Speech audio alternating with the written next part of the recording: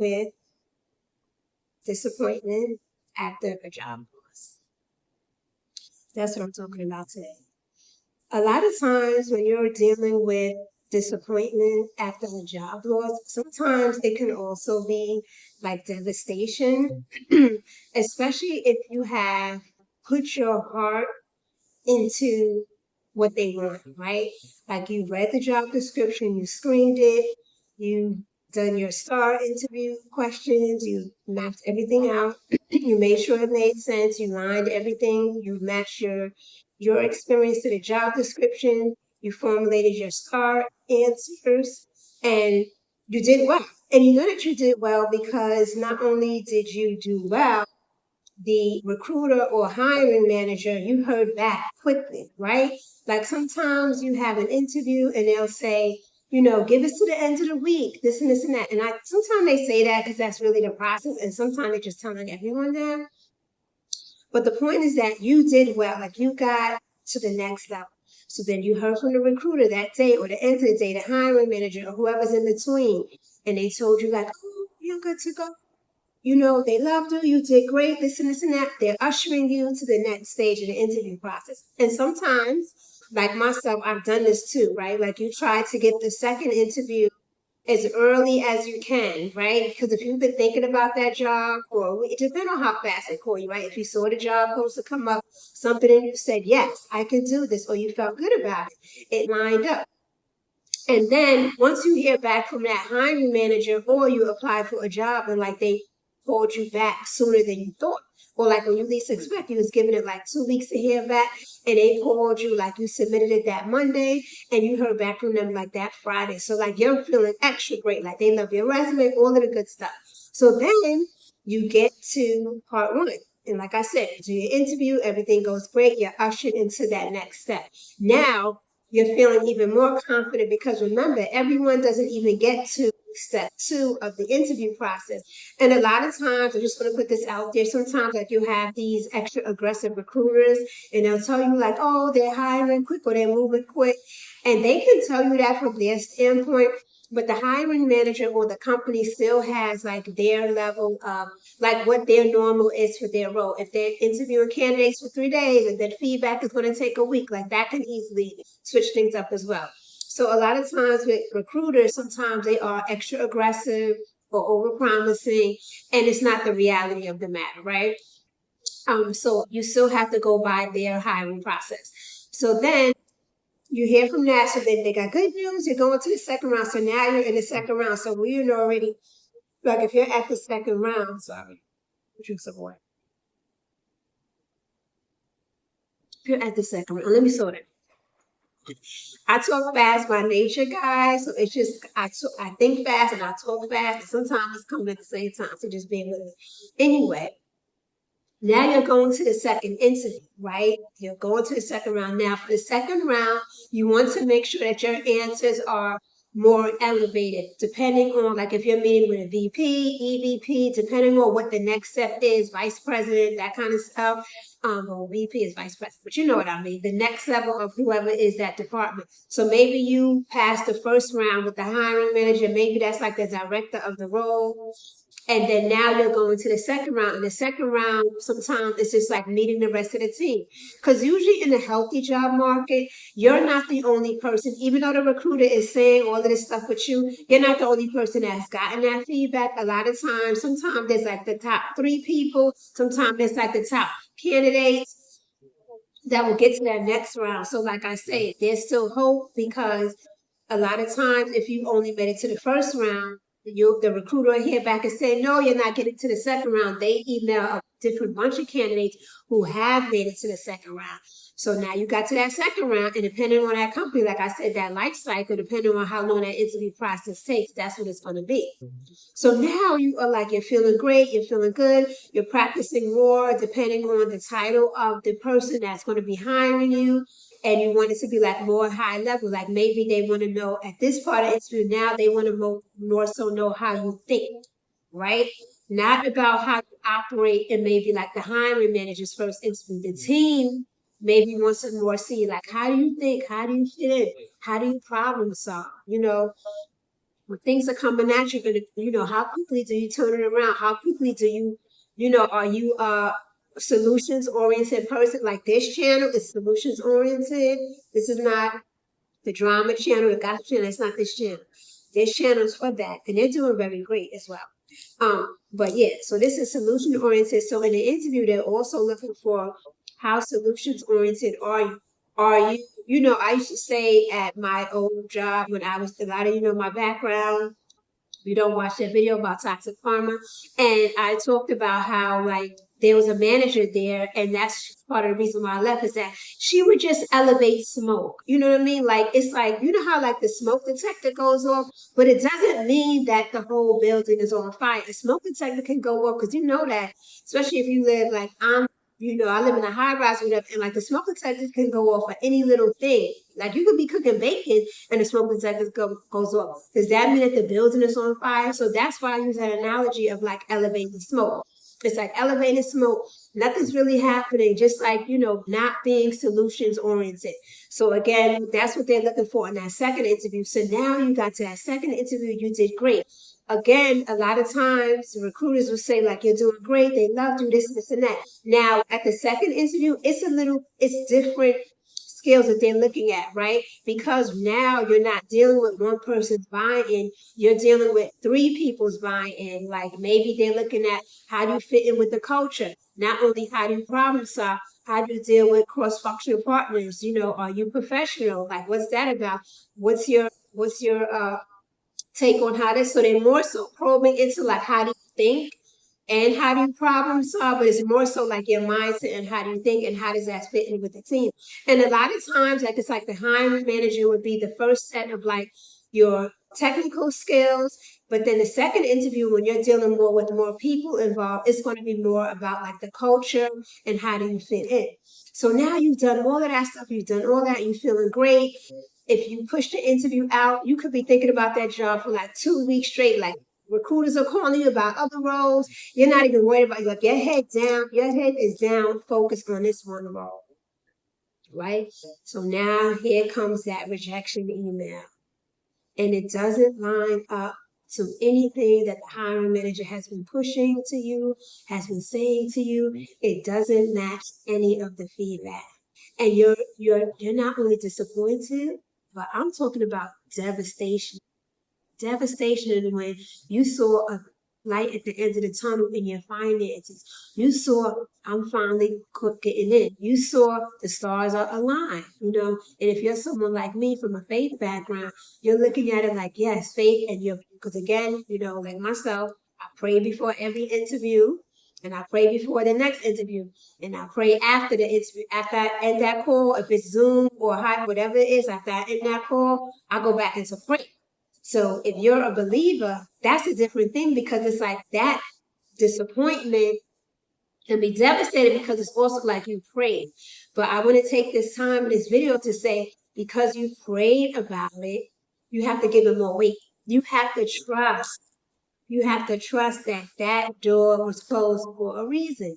And we hear all of these spiritual things coming back. God got bigger. God, the next role gonna be better. He closed that door because it was local. And that's not always true, right? Because if you lived a certain amount of years or you have more than enough interviews, I've been freelancing for a long time. I've been perm for a long time. I know this market. I'm in New York City. Like, that's not always the case. Sometimes the next role is not bigger. Sometimes the next role is not better. Sometimes the next role, sometimes you took a pay cut, right?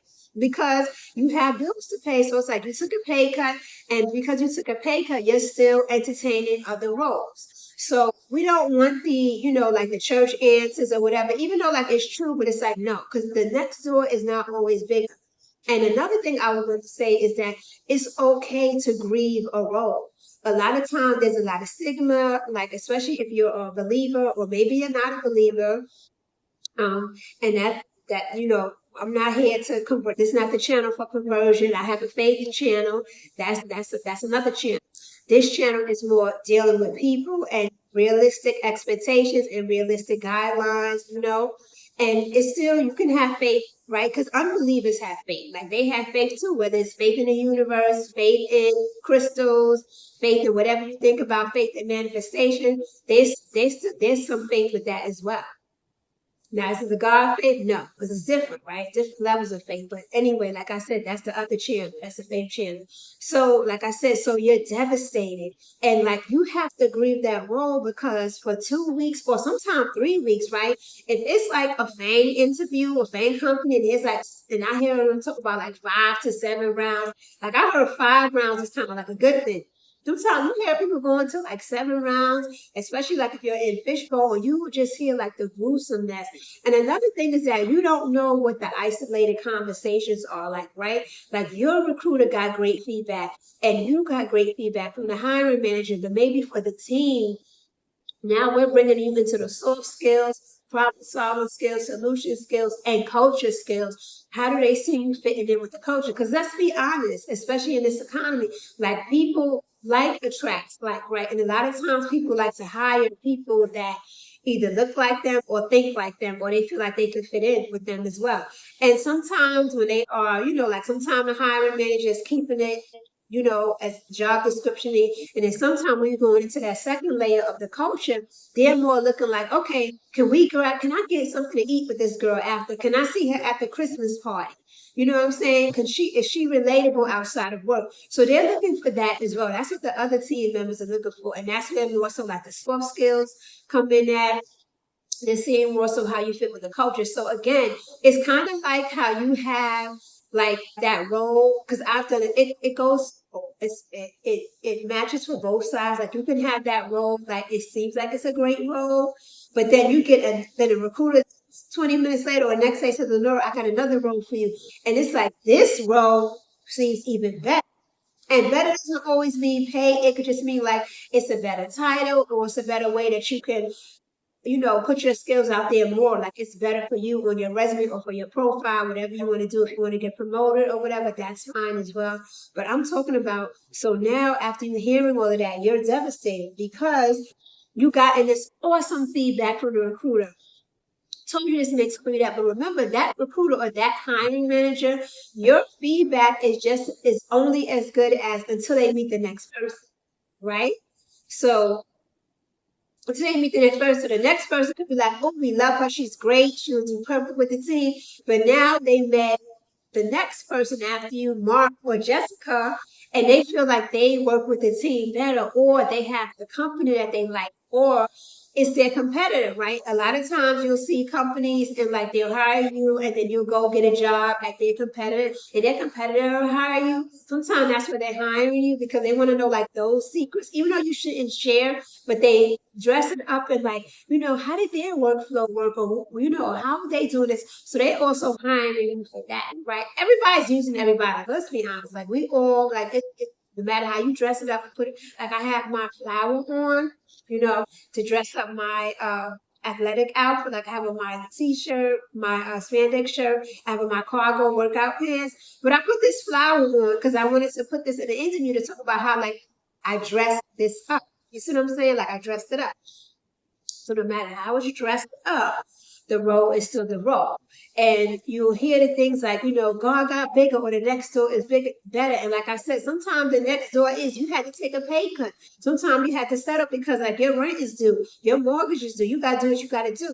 Now that doesn't mean that that doesn't mean that you should settle, right? Because this is where we go from disappointment, devastation, and now we're not trying to go into desperation, right? Because when you're desperate, people take desperate measures, meaning now they calling you about roles that don't even fit your background. You signing up for it, and it's a crazy pay cut. I'm not talking about a situational pay cut where, you know what, I'm gonna do this for 90 days. I'm not hearing from companies. I gotta, make sure I'm doing other things to make sure that my bills get paid. I'm talking about when you are positioning yourself in the roles that's like 10,000 lower.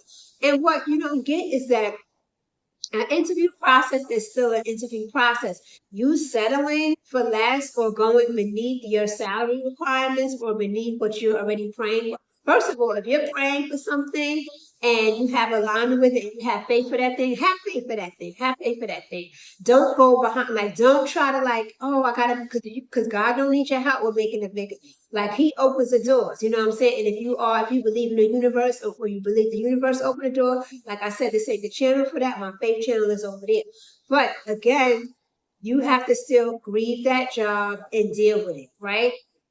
think about what's coming next. And like I said, don't go into devastation. And devastation is like they just throwing spaghetti at the wall just because you need a job. Devastation is that instead of you taking maybe a $5 pay cut, you taking a whole $10 pay cut.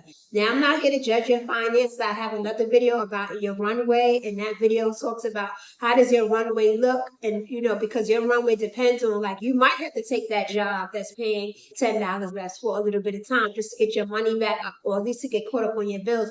But that doesn't stop you from interviewing. Second of all, don't put all your eggs into one basket. Again, no matter how great the job feels, no matter how great you get that in your gut, that yes in your gut. Because sometimes you hear yes, like I talked about on my favorite channel, because you wanted it, right? So it's easier to hear a yes when you want something than it is to hear a no or not yet. Right, that's normal. So because you wanted it, that's a devastation with it. Or maybe that job, like I said, if it's remote, maybe you was like, oh, I'm gonna be like, I wanna be a nomad, I wanna go over there, I wanna apply, I wanna live there, I wanna go live in Thailand for a year, or I wanna do this and I wanna work anywhere in the world. So you also attach a situation to that thing as well. And that's fine. But I said that to say, no matter how great the job is, no matter how great the job description looks, just remember that you are still on the interview.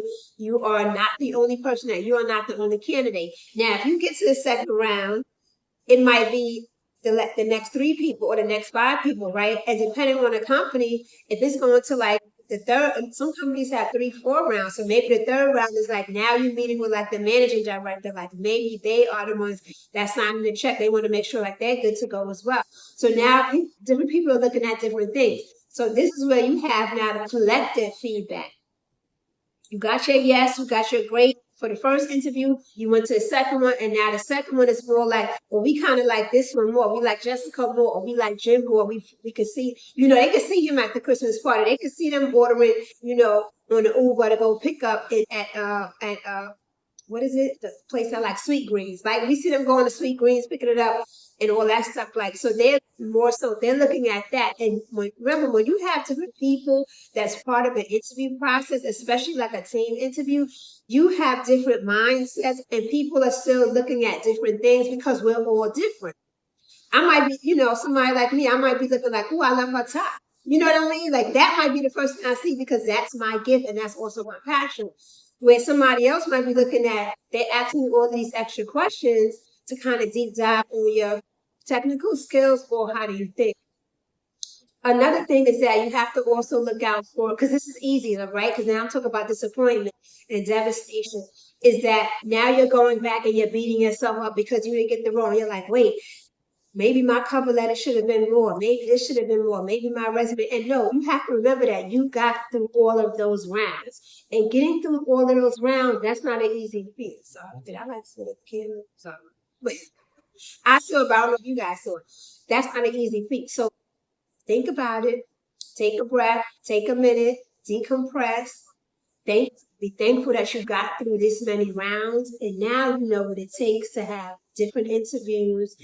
Look at it as it's keeping your skills sharp. Yes, you're disappointed. Yes, you may be devastated. Yes, it's a delay, and that's fine, and that's normal, right? Don't let that discourage you from applying to roles that are still at your level or above. Like I always talk about, you should have your 3 roles. The stretch role, which is higher salary or higher title, right? More authority with that role, like more say so. Then roles that's on your level, right? And then roles that's like it's maybe the salary's not all that, but it's quick and easy. Like maybe you got other stuff going on. Like maybe you got side projects going on. You don't want it. You don't want anything that's mentally heavy or mentally toxic. So like it's not paying all of that, but it's flexible. Like you can kind of do what you want. You could kind of make your own hours. So have those as well because those also keep your interview skills going well. And you also, like I said, be open to other roles. Be open to, because a lot of times I know, like in my life, it wasn't the role I wanted that I got. It was a role that got resurrected out of the blue. Like this came in today, and like that role I would get. You know what I mean? So it's just like you never know. So be open and don't judge the how of the matter, right? Look at the job, the opportunity, but don't look at it like this is not the company. Like, no, it's 5 more, it's 10 more other companies. It only takes one yes. That's all you need. It only takes one yes. So yeah, I wanted to film this today to talk about something that's very real, something that's happening right now, especially with remote roles. Everything is so competitive. You get your star interview up, you get your answers in order, you get ushered to the next level. You pray about it, you do all that you could possibly do. That's it. You release it and let it go. Now, sometimes you still deal with disappointment because nothing has replaced that job, right? There's roles that I have that I'm still like, Lord, can I get another job like this job? When I was happy, well, I'm always happy, but you know what I mean? Like when you have peace about it or something that you like, it's your passion, that kind of stuff. Um, Sometimes that might take time, it might take little, or he'll divert your passions. Like I started my fashion blog, you know what I mean? Things like that. So like you can still get what you love to do in another format, right? So that's how you have to look at. So again, like I said, be open, keep your options open. Don't put all your eggs in one basket. Take that extra recruiter call no matter how great it's looking, because you know what? When you're a finalist, a lot of times you're not the only finalist. Like there may be 3 or 4 finalists. Like these people match great, but then we kind of like this girl as well. Like she kind of seems like she could fit with our team, because remember, tools can't be learned. Tools can be trained. You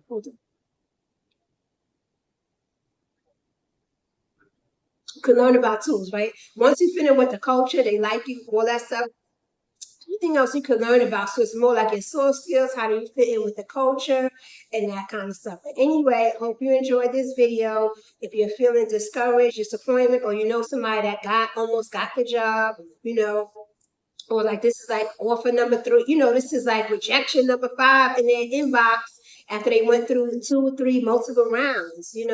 That's different. You might at this point you might be devastated, right? So it's easy for you to yeah, it's easy for you to like get stuck, but also want you to like not go into desperation, to still push forward, even when you don't feel like it. Still push forward, still go back on LinkedIn, still go into Indeed, make yourself profitable, making sure that you're reply to every emails, like I told you, because a lot of my roles came out the blue. Minding my business, doing something else. Because remember, when you pray about something, you're also leaving it, right? Like you're praying about it, but you don't want to get up every day, every night, and you're upset because then you're going into obsession about the role. And no, leave room, make sure it's open, give God room to work. And also, you want to respect the interview process, right? If you know that you gave it your all and you did your best, that's all you can do. And you did your best. You want them to want you for you. You don't want them to like, they hired you, but they really wanted Jessica. You know what I'm saying? Like, you want them to want you for you. So once you've done that, let them have the interview process. If they say it takes a week, that's fine. A week for you to just go out and still apply to other roles, because you never know what's going to come up. And that's what you do. And that's how you keep your mind right, keep your spirit right. Because if you're interviewing from a place of desperation, that doesn't look good either. And they can pick that up. Even if you're on screen, right? If you're hiring remote, they can pick up your confidence. Like you will be surprised of the subtle things that you do that shows that you're not confident or you don't know what you're talking about. Or they find out these quick questions and you don't got the quick answers. So I want you to be prepared and think about that. And it's okay to be devastated. It's okay to grieve it, but grieve it and move on. Have a good one.